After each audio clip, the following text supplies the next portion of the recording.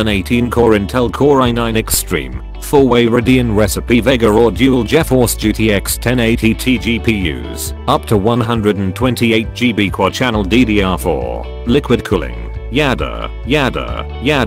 It has LEDs on the fans. It has LEDs on the motherboard.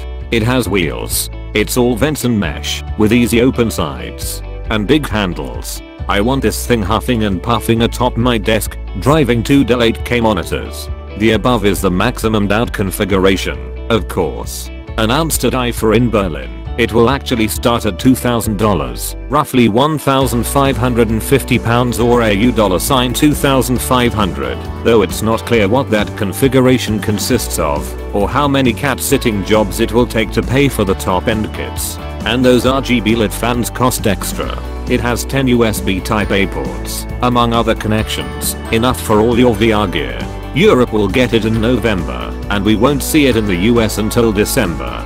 The Predator Cestus 500 mouse comes with an eminently practical feature, at least for me. Mouse buttons with 2 different levels of resistance. I routinely waste ammo and spoil stealth attacks in first-person shooters because of a lazy right forefinger that drops onto the firing button when I'm not paying attention.